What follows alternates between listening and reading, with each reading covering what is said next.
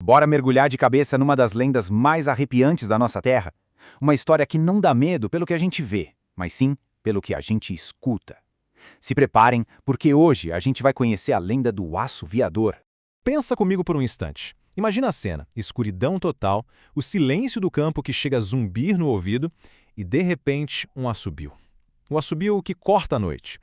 O nosso primeiro instinto é tentar descobrir de onde vem, né?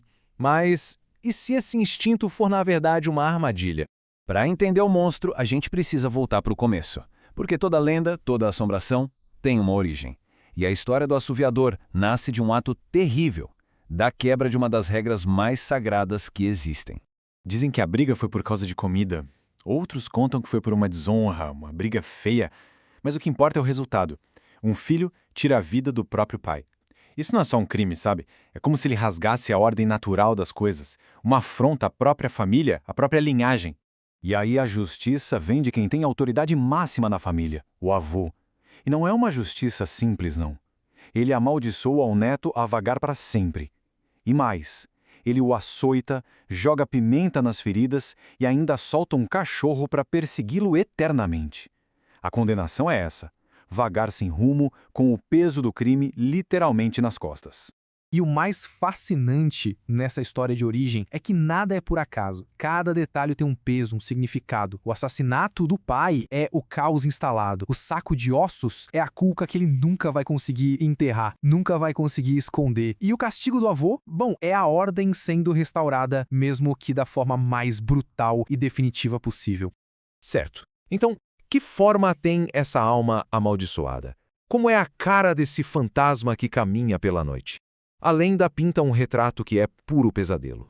A aparência dele é toda feita para chocar. Pensa num ser gigante, tão alto que consegue olhar por cima da copa das árvores. E ao mesmo tempo é magro, esquelético, ele é a imagem da morte que anda, de uma fome que nunca, jamais será saciada.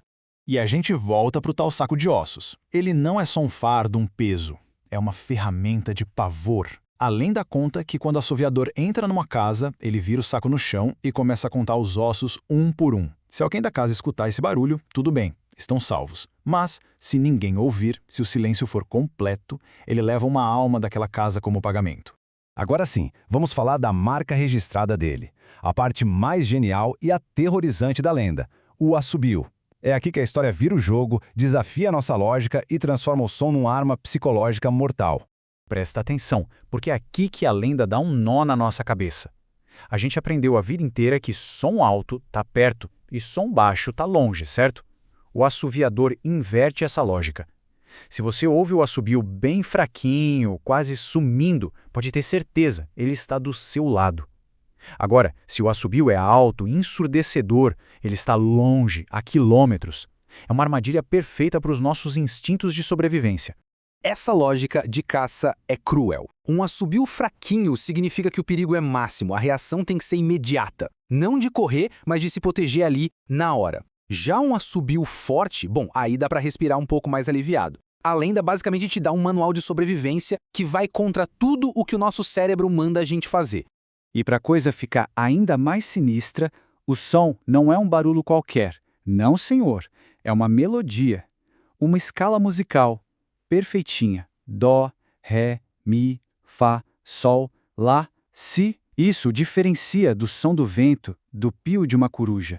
É um som deliberado, inteligente. É o som de um predador que sabe exatamente o que está fazendo, tocando a sua própria sinfonia do terror.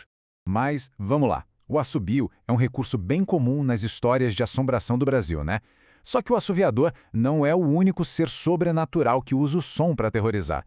Vamos ver como ele se encaixa nesse panteão de sons do nosso folclore. A resposta curta e direta é não. O assobio está aí, no repertório de várias criaturas. A grande questão, o que muda tudo, é a intenção por trás de cada assobio. E a do assoviador é a pior de todas. É só olhar essa comparação para entender. O saci assobia para te perder na mata, para fazer bagunça. É o moleque. A Matinta Pereira assobia para cobrar uma dívida, para exigir fumo, para fazer um pacto. Agora, o assoviador, o assobio dele não é um pedido, não é uma brincadeira, é um anúncio, é uma sentença de morte. Ponto final. Beleza. Diante de uma coisa dessas, como é que a gente se defende? A sabedoria popular, claro, foi criando seus próprios rituais de sobrevivência. Vamos ver o que a lenda diz sobre como sair vivo de um encontro com o assoviador. As defesas, olha só que interessante, estão todas ligadas à origem da maldição. O estalo de um chicote, cachorros bravos, pimenta, tudo isso faz ele lembrar do castigo que o transformou no que ele é. E a regra de ouro, a mais importante de todas: nunca, em hipótese alguma, assobie de volta. Fazer isso é como aceitar um desafio para um duelo que você não pode vencer. Essa frase resume tudo. A lógica da defesa é essa: usar o trauma da criatura contra ela mesma. O estalo do chicote não é só um barulho, é um gatilho. É a memória da dor que o criou. É como se a lembrança da própria punição fosse a única coisa no mundo capaz de afastar o monstro. E pra gente terminando, fica a pergunta: por que essa história tão antiga continua viva, ecoando até hoje? E será que existe alguma coisa no mundo real que possa ter dado origem a ela? É claro que a gente pode tentar buscar explicações mais pé no chão. O canto do urutau, por exemplo, a mãe da lua, é um som que parece um lamento humano.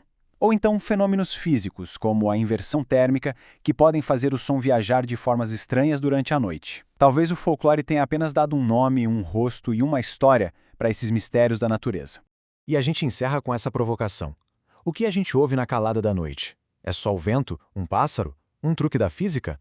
Ou será que é o eco de um crime que nunca foi perdoado? O som de uma culpa que a própria terra se recusa a esquecer. Um lembrete de que certas maldições simplesmente não morrem. A resposta? Bom, ela fica soprando no vento. Obrigado pela companhia.